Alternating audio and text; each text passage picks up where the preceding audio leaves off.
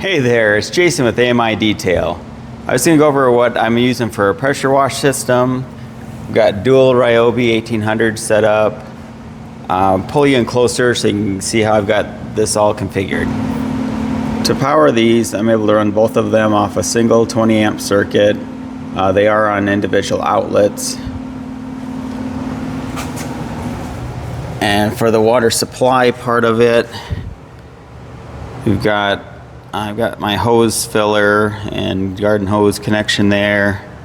So I got 3/4 PEX that's running there. So all I did is tee off of that.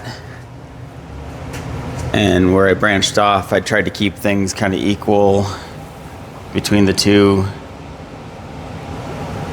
And then I was able to go from the PEX, basically, run it down the line here. Got that NPT, I believe it's 3/4, and then it's basically a male garden hose that goes from a male 3/4 NPT to garden hose connection.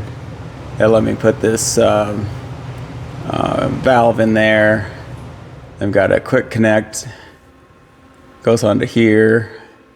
And then the male portion is mounted into the factory Ryobi garden hose connection. On the output side, they've got the M22 by 14. So I've got an adapter there with the male, the 3/8 quick connect. I was able to get this valve. It's a ball valve. It's a most economical way to be able to have a shut-off system after on the pressure side. That was off of Amazon. Got it came out as all one unit with the female disconnect on one end, male connect on the other. Then you can easily just quarter turn to cut the supply side. Then a quick connect here. It's nice. That kind of lets you have the flexibility when it's not under pressure. You can get this kind of position the way you want for your particular setup. Both of the outputs, you can see the two outputs there. They run together. So following those down, basically, the flow is coming up through here. I went ahead and put the swivel connection on the little jumper hoses here. It's kind of nice having the two swivels on this end. Lets you move it around and get it positioned the way you want. So these flow into check valves.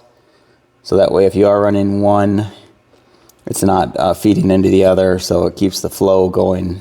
There's arrows on the back side of these, and they indicate the direction. So those are just going into this T, and from there I've got a quick connect. So that's kind of the whole system to join the two together. From there, it's pretty simple. It's just running out of that T, comes down, goes into the hose reel, just like you would if you were coming out of a single unit. And then I've got a 100-foot, 1/4 inch. It is a steel braided hose that I use. Use that so I can reach further out when I go out the overhead door and be able to wash more out in the parking lot instead of right in front of the door. So one thing that I really like about having the dual setup is when I want to wash inside the shop, basically you can just turn on the one unit. As they come from the factory, they use a 1.7 nozzle. That one's kind of nice for water conservation.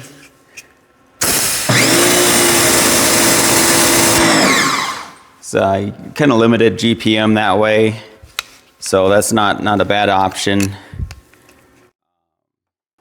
And pretty decent pressure.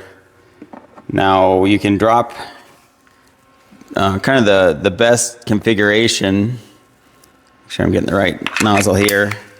For a single, it was a 2.5 nozzle.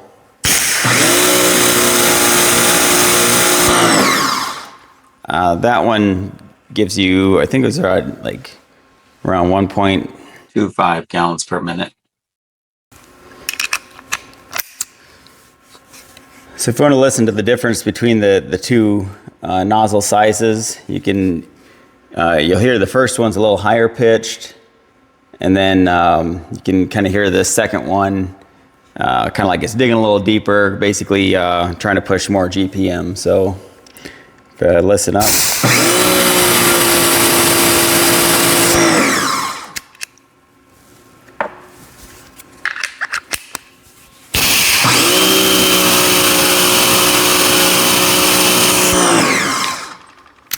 Not a huge difference, but between the two, you notice a little bit. As I was testing different nozzles, when I switched to dual, so I got both of them on now. This was a 4.0. With the 4.0 nozzle, the nice part was, this is like what I'd use when I'm using like a Chem-X, going with the bottom to top rinsing, and really wanted to get a little higher PSI and sacrifice some GPM. Basically, this is around 1400 PSI, and then GPM ends up being about 2.1 gallons a minute.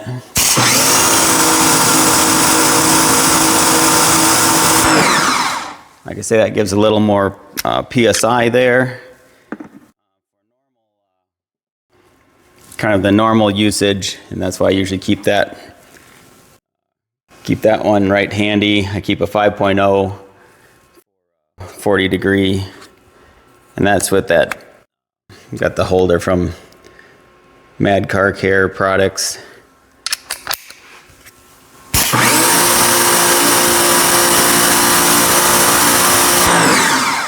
And with a 5.0 nozzle, drops the PSI down to, I think it's around 900 PSI.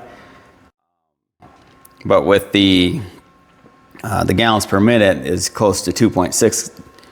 Okay, so I'll show you the difference between, try to give you an idea of what I'm talking about with this GPM difference. So swap back from the 5.0 to the 4.0.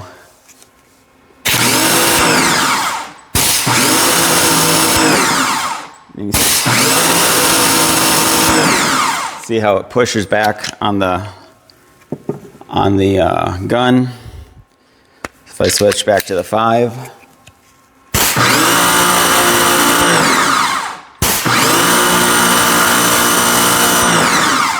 still got the same kind of kick to it, and the pressure, constant pressure as it's running. Again, it's just with that much more flow. The other thing that talk about is the noise level. Funny thing is, as the reading from just the water flow alone is actually louder than what the two units are running right next to them. So when I did some measurements, it was around 81 decibels right here, and pretty constant 82 decibels with the gun, when you're out washing by the vehicle. So kind of nice when I'm outside and I got the door down, so I don't even hear those. I just hear the water flow from the gun. Here I am phoning in on the DIY Details Incredible Suds. I just wanted to get something on the car to show you kind of rinsing off with the different nozzle sizes and the different flow. Using the MJJC foam cannon with the 1.25 orifice, and as you can see, it foams awesome.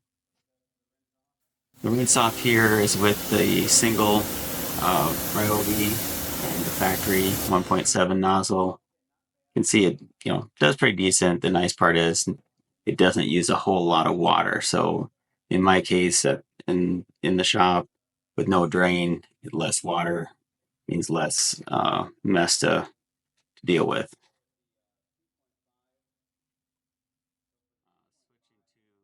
And same with the single unit, but with the 2.5. So again, kind of tuning it for better water flow. And you can see the rinse off is a lot better than with the 1.7.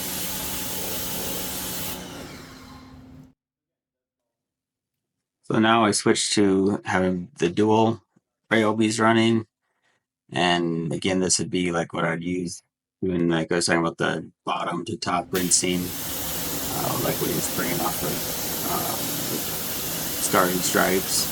So by going bottom to top, you can easily keep track of where you've been, make sure you hit every portion of it. But again, you can see the water flow is even better than the 2.5 with a single, and rinse off is very, very easy.